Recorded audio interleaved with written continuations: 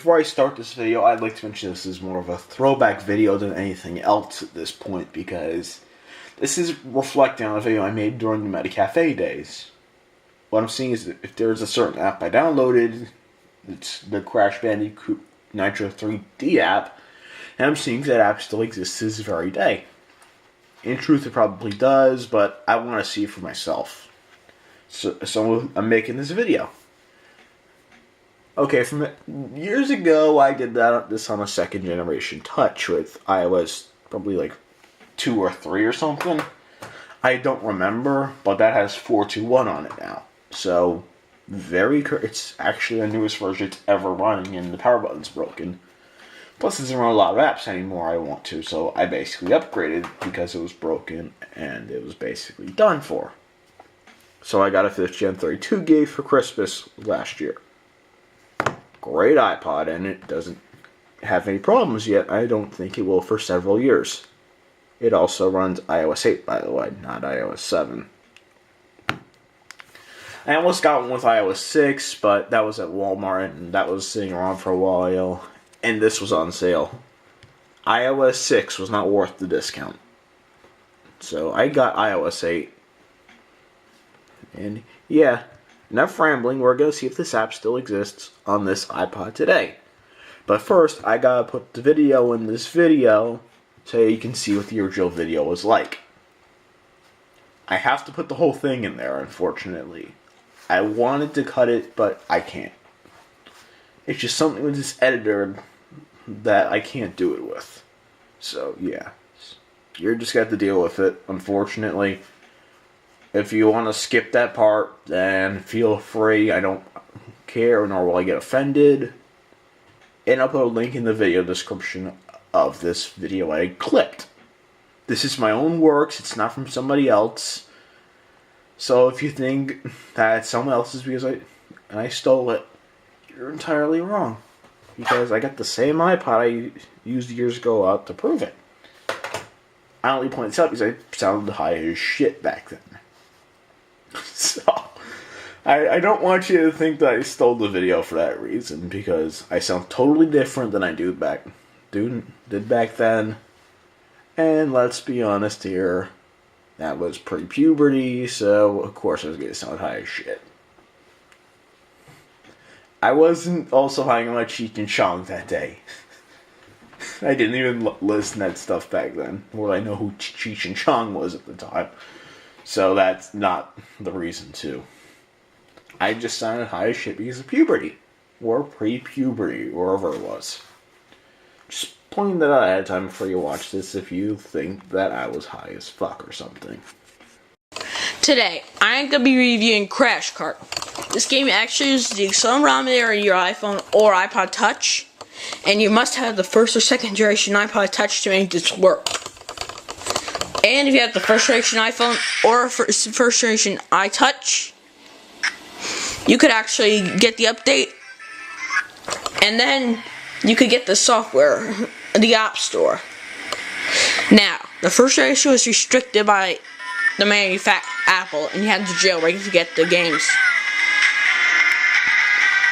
As you could see, I'm using my accelerometer to control this game. As you guess, whoever developed it, programmed it.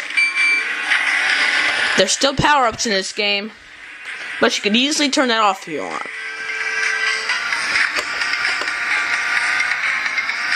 Please note, you can drop your iPod if you play this game, so I definitely recommend the rubber jacket. You can get this from on eBay.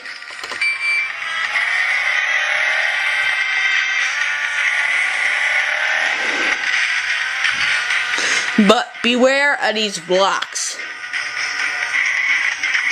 That's exactly why you need to beware of these dang blocks.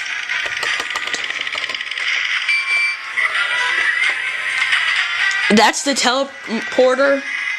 That's actually a new game cheat, so that's the way to get people to buy the iPod Touch. Alright, see. Okay, now we got that part of the way. Let's take a look at if this app still exists.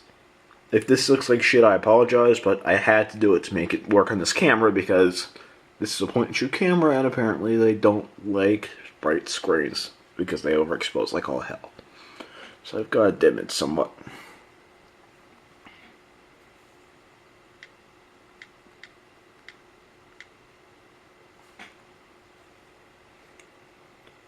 Oh, would you look at that? Crash Bandicoot Nitro Kart 3D still exists, and it's still $3.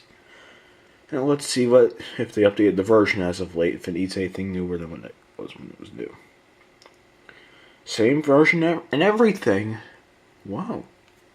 So this hasn't changed a damn thing, and it's still version 1. So I guess they got it right the first time, instead of screwing up 50 times and making 10 patches. And then leaving the other 40 bugs alone. Which is what many games do these days. So props to them for not screwing up the first time and getting it right. Now, they also released this back then too.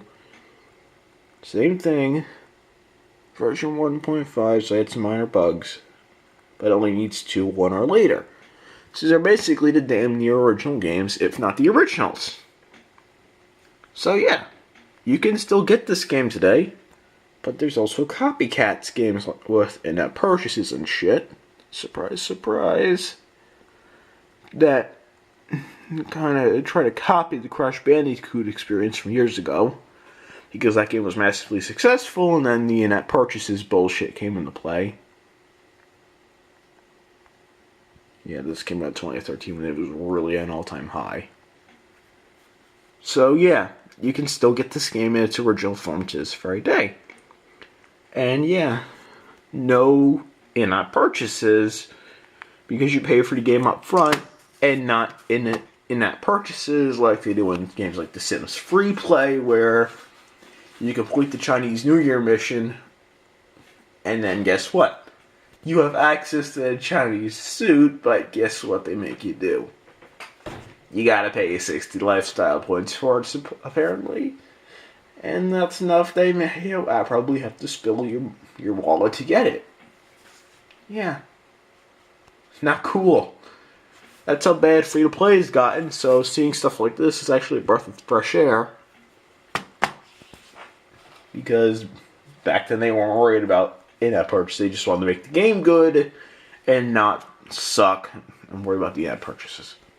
So yeah, video's over. I rambled on long enough about this. You can still get the game this very day, surprisingly. I'm surprised it didn't convert it to in-app purchases. That's the even crazier part.